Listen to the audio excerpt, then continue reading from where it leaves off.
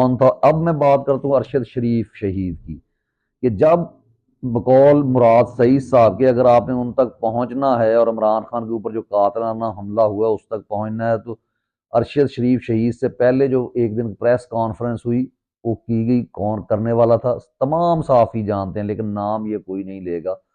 تو بہرحال اس کے بعد آصف منیر صاحب پہنچتے ہیں جناب، اور ہاں اس کے بعد آدھ گھنٹے کے اندر اندر جیسے ہی شہادت ہوتی ہے، تو کون شخص تھا جس نے ٹی وی والوں کو فون کیا اور ہر جگہ یہ کہا کہ اس کو ایک حادثہ قرار دیا جائے، نہ کہ اس کو یہ کہا جائے کہ یہ قتل ہوا ہے۔ اور پھر اس کے بعد اس کیس کے لیے آصف منیر صاحب پہنچتے ہیں ان کی والدہ کے پاس، اور اس کے بعد ابھی تک ہم اس انتظار میں ہیں کہ جو ایک ماں کے ساتھ یہ وعدہ کر کے آئے تھے کہ میں آپ کے بیٹے کا جو ہے اس بیٹے کو انصاف دلاؤں گا، کیوں کیا گیا، ان کی جو ہے حکومتیں کیوں الٹائی گئیں۔ تو جناب محترم آپ پاکستان میں رہتے ہیں، آپ کو یہاں پہ جو ہے نا وہ امریکہ سے پیدا ہو کر نہیں یہاں پہنچے، یا آپ کوئی اور لینگویج نہیں جانتے، یا آپ کے گھر میں کوئی اور میڈیا نہیں چلتا، یا آپ کے پاس جو ہے نا وہ رپورٹیں نہیں پہنچتی، اور اگر آپ اس کو سننا نہیں چاہتے یا نہیں سنتے تو پھر آپ کو حق ہی نہیں ہے اتنی بڑی عہدے پر بیٹھنے کے لیے، کہ اگر آپ ہر وقت اپ ڈیٹڈ نہیں رکھتے اپنے آپ کو، ٹھیک ہے۔ اور ایویڈینسز آپ کو پتہ ہے پاکستان میں کیسے مٹا دیے جاتے ہیں، کیسے لوگوں کو خوف زدہ کر دیا جاتا ہے، اور یہ تو آپ لوگوں کے ساتھ بھی ہوتا ہے کہ آپ سے وہ فیصلے لکھوائے جاتے ہیں کہ جب آپ کے بچوں کو، آپ کی بیوی بچوں کو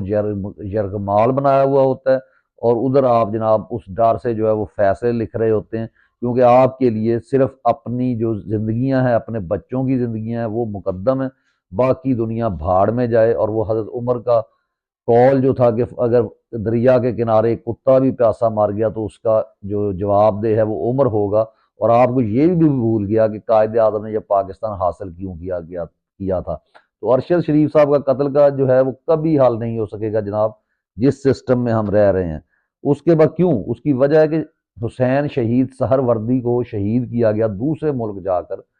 اس کو ہماری اتنی زیادہ ایجنسیز تھیں، تو کون تھا وہ قاتل سب جانتے ہیں، لیکن وہ آج تک جناب ان کو نہیں لایا گیا۔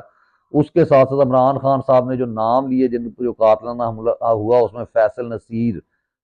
میجر جنرل کا نام لیا گیا، کیا کسی عدالت میں جرت ہوئی ان کو بلانے کی؟ کیا کسی پولیس ایس ایچ او کو اس کے اوپر جو ہے مقدمہ کرنے کی ضرورت ہوئی؟ ایف آئی آر ایک سابق پرائم منسٹر کہنے پر، جو کہ صادق و امین ہے اور جو اپنی محنت سے آیا ہے، اور پورا یہ پروپیگنڈا کرتے رہے کہ جی ہم نے لے کر آئے R T S system. R T S system آپ بٹھا کر دکھائیں، آپ دیں بلے کا نشان، اور کریں تحریک انصاف کو پوری کمپین کرنے دیں، بلکہ کمپین بھی نہ کرنے دیں، صرف ان کو اپنے ٹکٹ بانٹنے دیں، اور جو آپ سے ہو سکتا ہے آپ آر ٹی ایس سسٹم بٹھا لیں، اپنی غیرت بٹھا لیں، جو بٹھا لیں آپ ذرا جتا کے دکھائیں نواز شریف کو، جو کسی پارٹی کو، جو آپ نے ایک ڈھونگ رچائے رکھا کہ جی ہم اسٹیبلشمنٹ عمران خان کو لانے والی تھی، نہیں، وہاں بھی آپ عمران خان صاحب کی سیٹیں کھا گئے تھے۔ اب پھر اسی چکر میں ہے کہ اس پارٹی کو دیوار سے لگایا جائے۔ تو جو قوم، یعنی عمران خان صاحب تو یہ کہہ رہے ہیں کہ جی آپ پرامن رہیں، پرتشدد نہ ہوں، آپ جو ہے آئین کے مطابق چلیں، لیکن یہ بہرحال آئین کیسا ہے اس کی میں تھوڑا سا آپ کو اور اس کی جھلکیاں دکھاتا ہوں۔ لیاقت علی خان شہید، وہ شہید کر دیے گئے، اور آج تک ان کا مجرم جو ہے وہ تو اسی وقت جس نے کیا تھا، حالانکہ آج تک قوم کو مجرم تو وہی موقع پہ مار، مجرم وہ نہیں تھا جناب، اس کو لانے والے کون تھے؟ اور اس کے بچوں کو جو وظیفہ ملتا رہا، ان کو جو پروٹیکشن ملتی رہی اس ملک کے اندر، اتنی پروٹیکشن نہ فاطمہ جناح کو ملی، نہ قائد کی کسی فیملی کو ملی، لیکن ان لوگوں کو ملی۔ تو یہ کس نے کیا؟ کون اس کے پیچھے تھا؟ وہی شخص۔ پھر اس کے بعد جناب لیاقت علی خان شہید کی ہم نے بات کر لی، پھر اس کے بعد جی بھٹو کو جو ماورائے عدالت، یعنی آئین جو کہہ لیں اس کو، جوڈیشل قتل کروایا گیا، اس کے پیچھے کون تھا؟ کیا جج میں اتنی ہمت تھی کہ وہ ایسا فیصلہ کرتا؟ اور یہ یہاں تک یعنی ہے کہ خانہ کعبہ میں بیٹھ کر قذافی، اور جو اس وقت سعودی عرب کا بادشاہ تھا، اس نے باقاعدہ جناب ضیاء الحق صاحب سے وعدہ لیا تھا کہ جی آپ پھانسی نہیں دیں گے، اور جو شخص خانہ کعبہ سے آ کر مکر جائے تو اس کے علاوہ بس اللہ ہی کی اس پر لعنت ہے، ہم کون ہوتے ہیں کرنے والے۔ شیخ مجیب الرحمان، اس کو قید و بند کی صعوبتیں برداشت کرنا پڑیں، اور آخر کار اس نے تانگ آ کر جب ان سے کچھ، اور یہی سیم یہی روٹین جو آج چل رہی وہ یہ تھی، اور ملک توڑ دیا گیا۔ ملک کو 2 لخت نہ بھٹو نے کیا، نہ اس نے کیا، اسی نے کیا جس نے ارشد شریف کو شہید کیا، جس نے حسین شہید سہر وردی کو شہید کیا تھا۔ جناب کون ہے؟ پورا جو ہے آپ کا جتنے صحافی ہیں، جتنے اسلام آباد میں لوگ بیٹھے ہیں، جتنے شعور رکھنے والے لوگ ہیں، سب کو پتہ ہے۔ اس کے بعد آتے ہیں جی عمران خان کے ہیلی کاپٹر کی ایک اس وقت ایمرجنسی کریش لینڈنگ ہوئی تھی، تو اس میں پیٹرول وغیرہ جو ہے فیول وغیرہ بھرنے کا جو انتظام ہوتا ہے وہ کس کے سپرد ہوتا ہے؟ ضیاء قتل ہوا، مر گیا، اس کے جو آموں کی پیٹیاں گئیں اس کے ساتھ کس کی یعنی کون وہاں پہ لے کے آیا؟ کیا میں لے کے گیا؟ کیا ججز لے کے گئے؟ کیا وکلا لے کے گئے؟ کون لے کر گیا؟ اور اس کے ساتھ ساتھ آتے ہیں جی ریمنڈ ڈیوس کو یہاں سے باہر بھیج دیا گیا۔ کیا کسی سیاسی پارٹی میں اتنی جرت ہے کہ وہ عوام کا غم و غصہ نہ دیکھے؟ اور یہاں پہ ہمیشہ سے یہ ہوتا ہے کہ عوام جائے بھاڑ میں، وزیر اعظم اس کا جواب دہ ہی نہیں ہوتا، کیونکہ حالانکہ ہر ملک میں جب آپ جمہوریت کو دیکھتے ہیں تو جمہوریت میں آپ کو عوام کے مطابق ان کے فیصلوں کا، ان کی خواہشات کا احترام کرنا پڑتا ہے، جائز خواہشات کا۔ پھر ایمل کانسی اور عافیہ صدیقی کو کس نے جا کر جناب ان کے حوالے کیا؟ میں نے، نواز شریف نے، بالکل، کیونکہ نواز شریف تو ایک لاڈلا ہے، لیکن نواز شریف کے پیچھے کون کھڑا ہے اس پر بھی ذرا دھیان دیں۔ وہی جس نے ارشد شریف، جس نے حسین سہروردی اور لیاقت علی خان بے نظیر بھٹو کے قاتل کو آج تک منظر عام پر نہیں لانے دیا گیا جی۔ اس کے بعد ہے کہ ججز کا آنا اور آئین سے کھلواڑ کرنا کس وجہ سے ہوتا ہے؟ کیونکہ جب آپ کے ہاں وہ کیا کہتے ہیں کہ ایک ہر طرف استائیت کا کھیل ہو تو لوگ کہتے ہیں پھر اپنا فائدہ اٹھاؤ، پھر تو اعتزاز احسن جیسے لوگ جو ہے وہ بلاول بھٹو کے نیچے لگ کے اپنا کام کرتے ہیں، اپنی فیملیز کے لیے کام کرتے ہیں، اس کے مطابق چلے۔ وہ تو کوئی مرد مجاہد ہوتا ہے جو عمران خان کی طرح، عمران ریاض کی طرح، خان کی طرح کھڑا ہو جاتا ہے، تو لیکن باقی صرف اپنا فائدہ اٹھاتے ہیں۔ مولوی مشتاق کا فیصلہ آپ کو یاد ہوگا، وہ مولوی مشتاق نے کیا خود ویسا گندا فیصلہ لکھ لیا کہ تاریخ اس کو گندے الفاظ سے یاد کرتی ہے، اور دوسروں کے اوپر اگر انگلی اٹھائی جائے جو اصل مجرم ہے تو وہ جناب آپ کی انگلی بھی کاٹنے کو پھرتے ہیں، آپ کی زبانیں بند کرنے کو پھرتے ہیں۔